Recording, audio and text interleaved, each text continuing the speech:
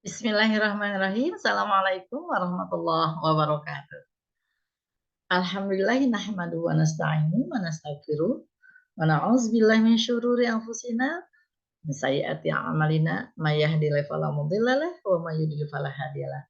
Asyhadu la ilaha illallah wa asyhadu anna Muhammadan abduhu wa rasuluh. Puji syukur dari Allah Subhanahu wa taala, di siang ini kita bisa bertemu kembali di materi pendidikan agama Islam. Mudah-mudahan semuanya pada sehat selalu, tetap semangat. Sholawat wiriding salam mari kita curahkan kepada junjungan alam Nabi besar kita Muhammad Sallallahu Alaihi Wasallam. Allahumma sholli ala Muhammad wa ala ali Muhammad. Hadirin yang saya hormati, minggu yang lalu kita sudah melaksanakan atau sudah mempelajari tentang apa itu dakwah, apa itu khutbah, dan apa itu tabligh. Dan materi ini sudah juga dipraktekkan oleh kalian dengan cara kalian membuat masing-masing membuat teks. Apakah ada yang khutbah, ada yang tabligh, dan ada yang dakwah. Tetapi anakku sekalian, dari seluruh praktek yang sudah kalian lakukan, ada beberapa hal, ada beberapa kendala, ada beberapa masalah yang tentu saja hasilnya tidak bisa diharapkan secara maksimal. Artinya mungkin ketika kalian berdakwah, apa itu berupa lisan atau berupa tindakan atau perilaku, itu ada hal-hal yang tidak sesuai dengan atau ada cara-cara yang tidak sesuai yang diharapkan oleh pemirsa atau yang kita dakwahi, kan gitu. Oleh karena itu maka Ibu ambil kesimpulan saja dari kendala-kendala itu. Tentu saja ketika kita berdakwah itu harus bersumber, harus mempunyai kiat, harus punya adab bagaimana, harus punya strategi bagaimana dakwah kita itu bisa berhasil. Salah satunya kita bersumber atau kita ambil dari Quran surat ini surat An-Nahl ayat 125, di mana bunyinya auzubillahi minasyaitonirrajim, bismillahirrahmanirrahim. Ud'u ila sabili rabbika bil hikmati wal mau'izatil hasanah wajadilhum billati hiya ahsan. Inna rabbaka huwa a'lamu bima dhalla an sabilihi wa huwa a'lamu bil muhtadin. Anak-anakku sekalian, hadirin yang saya hormati, strategi atau adab, kiat ketika kita berdakwah adalah serulah manusia itu ke jalan Tuhanmu, katanya, dengan cara apa?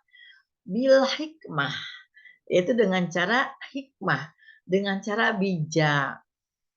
Nah, apalagi wal mau'izatil hasanah, ya, dengan cara memberikan pengajaran, pembelajaran yang baik, gitu. Wajadilhum billati hiya ahsan. Nah, ketika dakwah kita itu kita sampaikan, tentu saja kita memiliki argumen yang bisa dipertanggungjawabkan. Jadi wajadilhum billati hiya ahsan, bisa dipertanggungjawabkan argumentasi kita itu. Jadi entah apa itu ketika kita berdebat, apakah kita misalnya itu ke dialog, ya, apakah kita lagi face to face gitu kan, lagi seperti kesannya ngobrol padahal ujungnya kita nasihat dalam rangka untuk mengajak kepada kebaikan. Nah, kita memang harus memiliki strategi itu. Itu apa yang kita ucapkan itu tentu saja bisa dipertanggungjawabkan, bisa diterima oleh ulul albab, oleh akal dan pikiran. gitu ya. Jadi wajadilhum billati hiya ahsan. Inna rabbaka huwa alamu biman dhalla an sabilihi wa huwa bil muhtadi. Sesungguhnya Tuhanmu, katanya, dialah yang lebih mengetahui siapa yang sesat dari jalannya, dan dialah yang lebih mengetahui siapa yang mendapat petunjuk.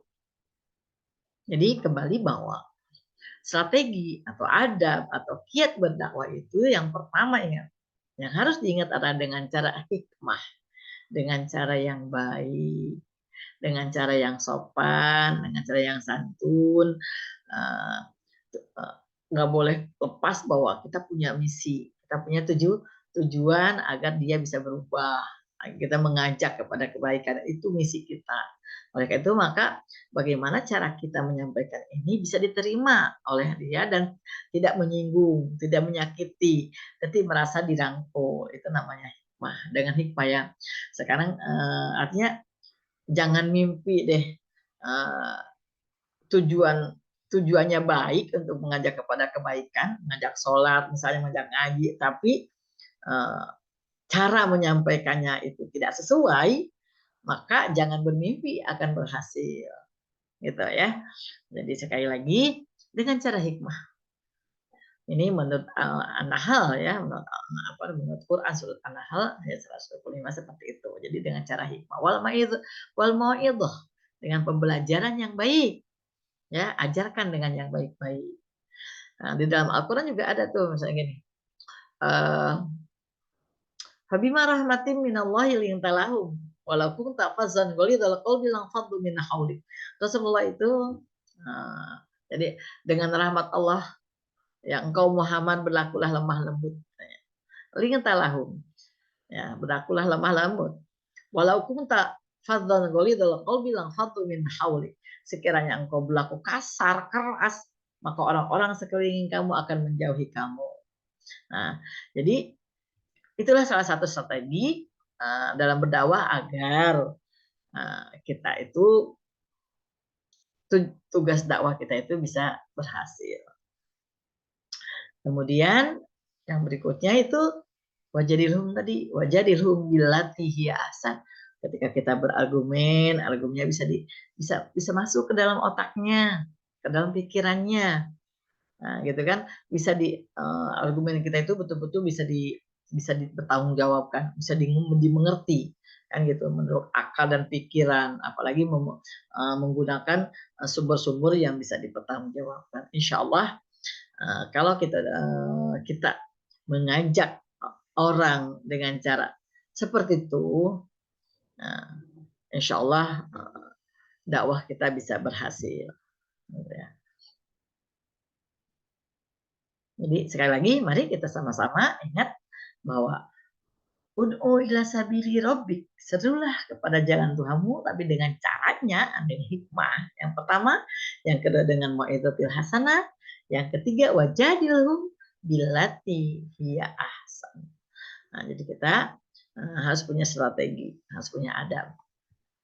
Baik, kita lanjut kepada berikutnya, yaitu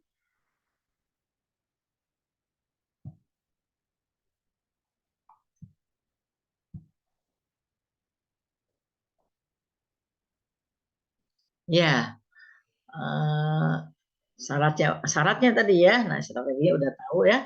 Di antara ini ada strateginya, bahwa kita pertama biasa ucapin salam, tebarkan salam, tebarkan senyum, gitu ya. Diawali dengan baca hamdalah, sholawat, sholawat kepada Nabi, gitu. Kemudian baru masuk kepada tujuan. Terus kita lihat juga sasaran yang kita dakwah itu siapa, anak-anak atau dewasa, ibu-ibu atau kaum remaja. Terus yang berikutnya, cara berdakwah itu apakah itu misalnya bentuknya ceramah atau bentuknya diskusi. Kita harus pertama yang harus kita kuasai adalah materi. Ya, jadi materi kita harus kuasai dulu.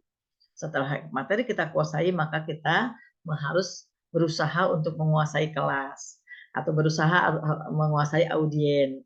berusaha untuk mengenal siapa yang kita ajak itu, masyarakat. Jadi harus mengenal, harus menguasai itu. Kalau tidak, materi yang kita kuasai bisa hilang gitu ya, nervous kata orang menjadi bisa bisa apa mental kita bisa bisa apa namanya mental kita bisa down gitu kan kalau kita tidak menguasai materi. Nah, ya jadi sekali lagi harus disiapkan materi itu dan kuasai uh, audien. Kelas apa dia gitu kan, kelas anak-anak, lagi harinya seperti apa, kondisinya bagaimana, itu strategi-strategi itu kita harus tahu gitu kan, sehingga insya Allah dakwah kita bisa diterima.